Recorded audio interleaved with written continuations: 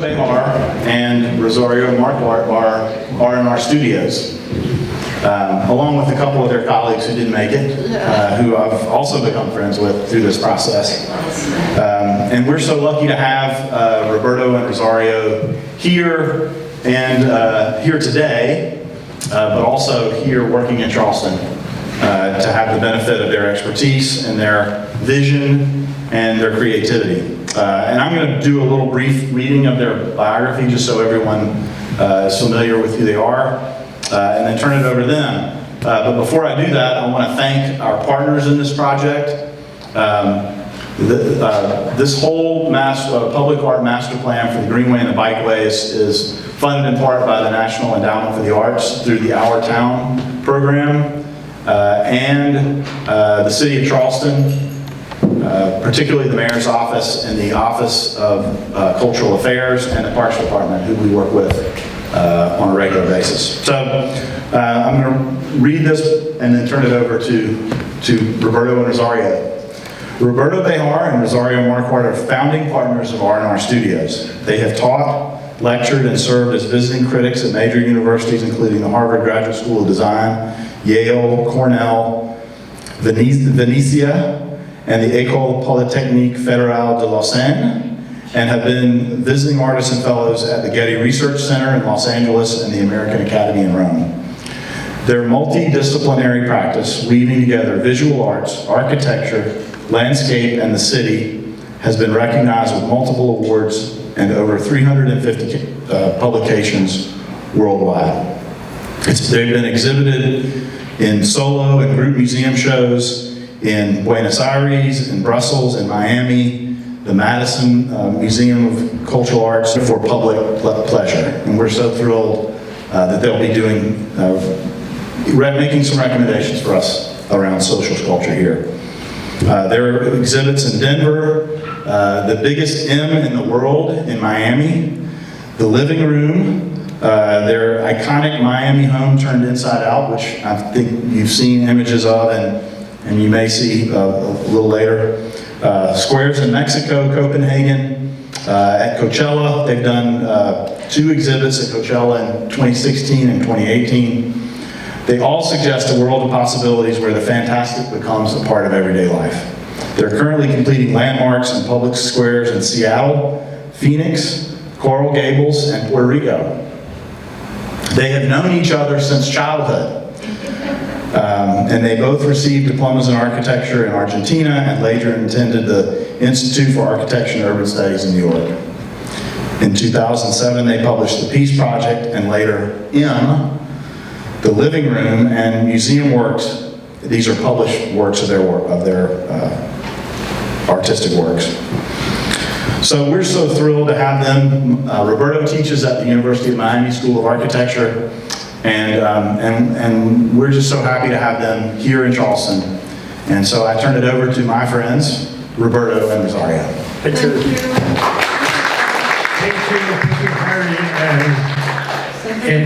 Thank you. We may sit down. Thank you all for being here. We really appreciate your time and attention. Rosario, Marquardt, myself, and I guess thank you, Harry, for everything you said. I mean, I don't have to say anything else. It's perfect, as always. We are thrilled to be here, and we want to thank you indeed for making us part of this incredible project. We really think that Rosario is next to me in Porsche. She doesn't like to present the project, but she likes to stop me because I tend to speak too much, so don't worry, we'll remain married, but she will stop me continuously. So we're so thrilled to be here because this is a very, very unique project, and we realize how unique this project is. I mean, the Greenway and the Bikeway, because we did bike the whole stretch of the line. You know how long it is. It's over 10 miles. And what is unique about this project, the Greenway and the Bikeway, that the Charleston Park Conservancy is in charge of, is that it's a unique project in America, we have come to realize. Because it's not only about the transformation of the industrial past of the city into a park, But it's also about uniting the city as one. It's about making the city whole. It's about bringing together the different neighborhoods of the city. And a number of opportunities that we think, and I'm sure you know of, the project also offers. And the opportunities are related to the encounter of the line of the Greenway with the river, perhaps the encounter of the bikeway with the river again, and in so doing approaching historical Charleston, and the opportunity of also connecting the city as a whole, not only with the river but also with the upcoming park at the other end. So, and of course there is a connection point where they both intersect. So it's not just the line itself, it's the opportunity of, marking some very unique moments of the city as a whole. Next slide. Okay, there you go. You see, that's why Rosario is always next to me, because otherwise I would stay in that slide forever. and you will be very bored and you will leave. So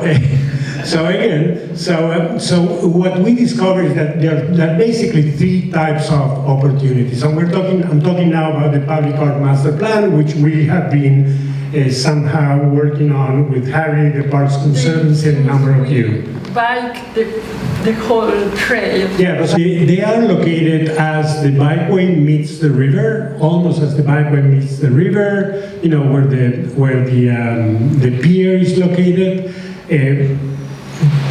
Where the next, perhaps a new bridge will be placed at the very end of the Greenway. At the point of encounter of the bikeway and the Greenway, this one is a really important moment actually, and at Stono Park. Then there's a second level, a second kind of project that we are calling, for lack of a better name, perhaps a neighborhood center.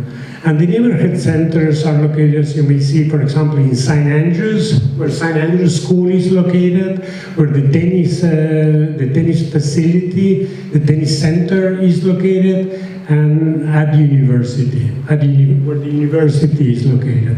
These are the samples. Of course, Wapper Road can be another opportunity, etc.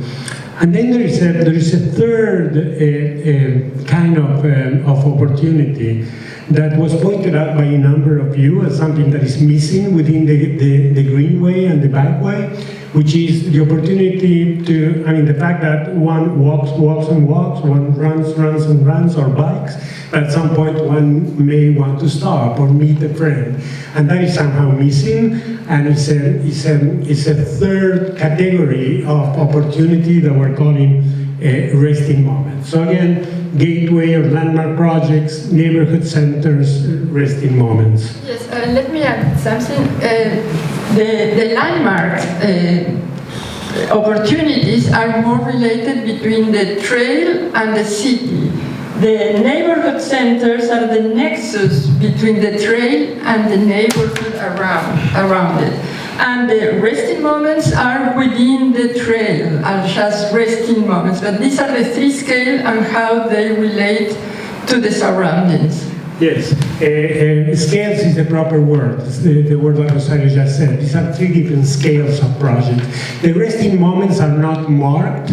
They are related with very specific moments within the trail that may want to develop into a resting place. A little bit of our background. Harry said enough about what we have done in the past, but perhaps one of our best-known projects is called the Living Room. And what you see here is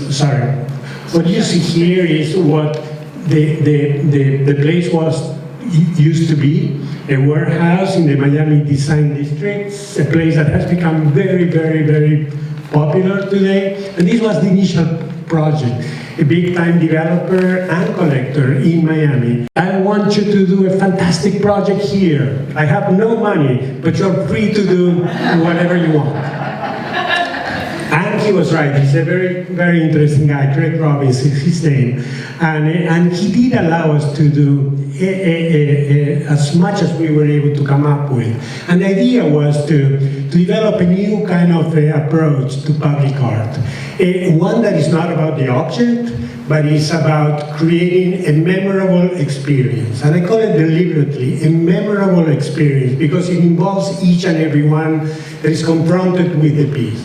On the one hand, we are never to forget this kind of giant dollhouse that we encounter in the middle of the design district, that perhaps obliquely kind of refers to the idea of design, home and design, but also is somehow fantastic. It may remind us when we were kids and playing with dollhouses, and this is us arriving kind of home. The window, it doubles as a kind of 1001 paintings, as the clouds may go by and change the painting, and you can see how you can see yourselves how this was an enclosed structure that had no relationship with the climate, with the kind of geography, the climate that you guys have here in town, or we do have in South Florida, kind of tropical, subtropical climate. And in fact, it was kind of closing into itself. It was a kind of bunker-like, defensive kind of structure that we decided to turn inside out and open to the community in a way. So this just to give you, the project is about 42 feet high, about 4 stories high. It's a kind of big-time project in a way, a public art project that has enough impact to act as a landmark that we can all remember and become part of in a way. The second scale of project is what we call neighborhood centers. An example of those we have done in Austin, Texas, in a new park near downtown. Just in case you have an opportunity to go there, there's something called what we call Austin Open Room. And what we have created in Austin is a kind of outdoor dining hall or room, if you wish. And what is fantastic about it is that what appears to be as our grandmother's tablecloth is in fact the table itself. So it's a kind of frozen table. And the table, of course, is the place when one meets somebody else across the table. And it's that kind of function, quote unquote, that we are interested in our projects kind of eliciting or developing, kind of working as tools in a way. Our art projects work as tools, if you wish, as vehicles through which we can meet with each other. So for instance, we may say, let's celebrate. Tomorrow is John's party. Let's do a party at the dining hall, the open air dining hall. Yeah, great. Let's call and make an appointment to get the room, outdoors, etc., etc. So it's something that we can or let's meet at the living room, if you wish. So it is both a space where we can meet and a place that has enough of an image, a distinct image, that we can all remember and speak of. It's not... Let me add something, but it also... Yes, okay, so... There you go. It also allows us to meet different people that we didn't expect, not our friends, but people that may be sitting and having lunch at the table or sitting at the sofa.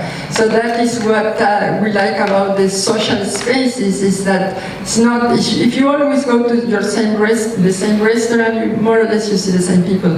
But in an open park and where you have a table, you may meet people that otherwise you don't have a chance to meet, and that is one of the purpose of our social cultures. And the table in this case is a work of art, because the table, we have grown up in different places. I know that here in Charleston there are people coming from Massachusetts, people coming from Ohio today, and people coming from Miami as well, or Argentina, as it is our case.